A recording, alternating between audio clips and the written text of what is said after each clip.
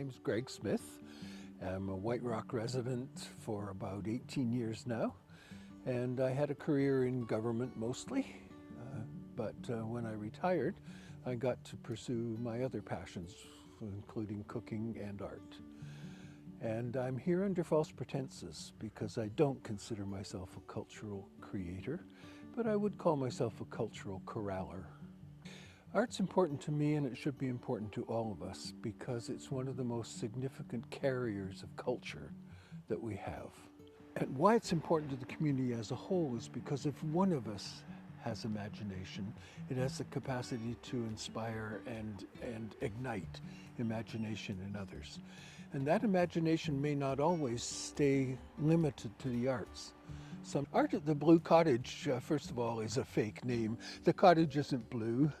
But an artist came over one day and wanted to paint the house, and she did, and it was in deep shadow, and she called the painting Blue Cottage.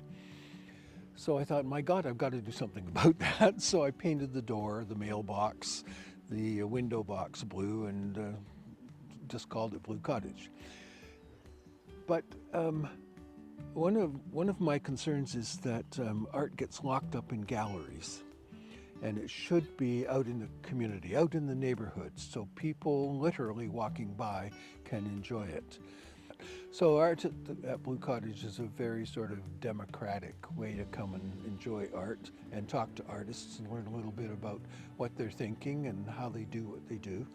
Artists think this is an art show, but I call it a magic show because I can't do any of the things they do, but I can certainly enjoy them.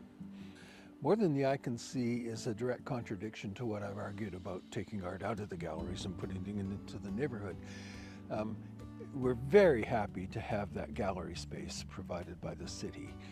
When we started 4 years ago, photography wasn't getting much attention. It was certainly an underappreciated art form. And there are lots of photographers out there doing wonderful work who'd never shown their work to anybody else except maybe their spouse. So gathered together about 20-some photographers that first year. No limits, they could show whatever they wanted to show. Each of them got 10 feet of wall space, and that was a very popular show. It was well attended. The photographers some of them had never met each other before. One of them said, this is not just a show, it's a photography conference because they got to share so many ideas and so on. It's become a very important point of expression for the photographic community. Well, I collect community art from local artists for several reasons.